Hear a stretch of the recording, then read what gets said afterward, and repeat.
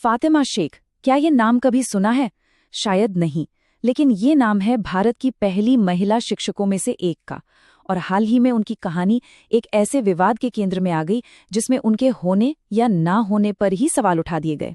जरा सोचिए, भारत की एक महान शिक्षिका जिसका नाम इतिहास में दर्ज हो, उसे अचानक कोई आकर कह दे कि वो तो बस एक कल्पना थी। 9 जनवरी 2025 को लेखक दिलीप मंडल ने ठीक यही दावा किया, और इस एक पोस्ट ने, आप कह सकते हैं, पूरे देश में एक बहस छेड़ दी। मंडल का तर्क सीधा था। उनका कहना था कि उस दौर का कोई भी रिकॉर्ड, कोई किताब, कोई चिट्ठी, कुछ भी ऐसा नहीं है जो ये साबित कर सके कि फातिमा शेख नाम की कोई इंसान सच में थी। और इस दावे की वजह से उनका 2019 में लिखा एक आर्टिकल वापस ले लिया गया। तो अब सवाल ये उठता है, क्या फातिमा शेख वाकई एक कल्पना थी या फिर इतिहास के पन्नों में कहीं उनके होने के सबूत दबे हुए हैं? चलिए इस गुत्थी को सुलझाते हैं। अब मजे की बात यह है कि मंडल के दावे के ठीक उलट फातिमा शेख का जिक्र उनके 2019 के लेख से कई दशक पहले के एकेडमिक कामों में मिलता है। 1980, 1988 और 1991 की किताबों में उन्हें सावित्रीबाई फूले की एक अहम सहयोगी बताया गया है। लेकिन सबसे मजबूत सबूतों में से एक मिला खुद सावित्रीबाई फूले के हाथ से।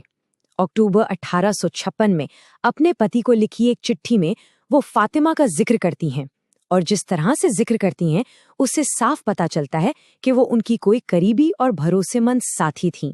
मंडल ने इस खत को भी खारिज करने की कोशिश की। उनका कहना था कि चिट्ठी में इस्तेमाल हुआ शब्द कुरकुर या कुड़कुड़ाना ये दिखाता है कि फातिमा शायद कोई नौकरानी थी। लेकिन अगर हम ऐतिहासिक संदर्भ देखें तो मराठी में कुरकुर शिकायत करने के लिए एक आम बोलचाल का शब्द है जिसमें कोई अनादर नहीं है। और फिर आता है सबसे बड़ा सबूत, एक तस्वीर। 1850 के दशक की एक बहुत ही दुर्लभ तस्वीर जिसे 1988 में छापा गया था। और इसका कैप्शन क्या है? सावित्रीबाई फूले और फातिमा शेख अपने स्कूल की 2 छात्राओं के साथ। तो अब जब ये लगभग साफ हो गया है कि वो सच में थीं, तो सवाल ये है कि आखिर कौन थीं फातिमा शेख? आइए जानते हैं उनकी असल कहानी। फातिमा शेख कोई मामूली इंसान नहीं थीं। वो भारत की पहली मुस्लिम महिला टीचर थीं, एक बहुत ही हिम्मत वाली समाज सुधारक। उन्होंने सावित्रीबाई फूले के साथ मिलकर ट्रेनिंग ली और ज्योतिराव फूले के सत्यशोधक समाज आंदोलन का वो एक अहम हिस्सा थीं।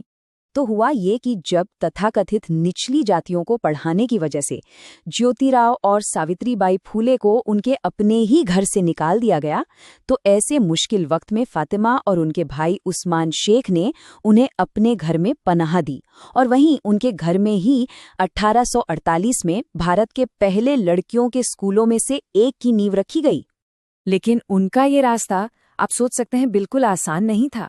जब वो लड़कियों को पढ़ाने के लिए निकलती तो समाज के रूढ़िवादी लोग उन पर पत्थर और गोबर तक फेंकते थे।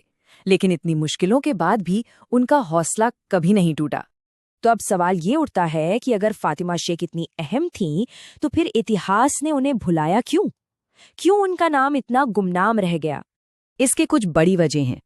पहली तो ये कि उन्होंने सावित्रीबाई फूले की तरह कोई डायरी या चिट्ठियां नहीं छोड़ी। दूसरी, उनकी कहानी उस वक्त के किसी भी बड़े सामाजिक आंदोलन, चाहे वो जाति विरोधी हो या मुस्लिम सुधार, के खांचे में ठीक से फिट नहीं हुई। और तीसरी, हमारे इतिहास ने अक्सर सर सैयद अहमद खान जैसे पुरुष सुधारकों पर ही ध्यान दिया और एक महिला के योगदान को अनदेखा कर दिया गया। और एक कड़वी सच्चाई ये भी है कि जिन दलित बहुजन आंदोलनों ने सावित्रीबाई फूले को सिर आंखों पर बिठाया, उन्होंने भी कई बार फातिमा शेख के योगदान को नजरअंदाज कर दिया। एक मुस्लिम महिला होने की वजह से शायद उनके योगदान को वो अहमियत नहीं मिली।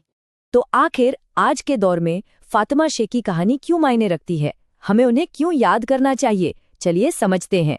सावित्रीबाई और फातिमा की दोस्ती महज एक दोस्ती नहीं थी, ये अपने आप में एक क्रांति थी।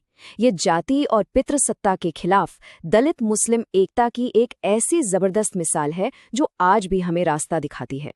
अब जरा इस आंकड़े पर गौर कीजिए, 15%।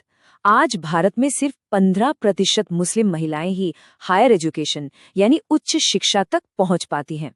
ये आंकड़ा नेशनल एवरेज से काफी कम है, और ये हमें सीधे सीधे याद दिलाता है कि जिस लड़ाई की शुरुआत फातिमा शेख ने 170 साल पहले की थी, वो लड़ाई आज भी अधूरी है।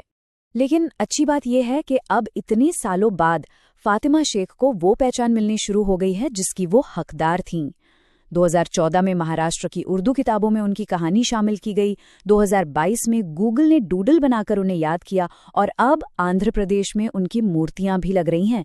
ये एक अच्छी नई शुरुआत है। फातिमा शेख की कहानी तो अब सामने आ रही है, लेकिन सोचने वाली बात यह है कि हमारे इतिहास की किताबों में और कितनी ही ऐसी कहानियां हैं, कितने ही ऐसे नायक हैं जो अभी भी गुमनामी के अंधेरे में हैं और अपने सुने जाने का इंतजार कर रहे हैं।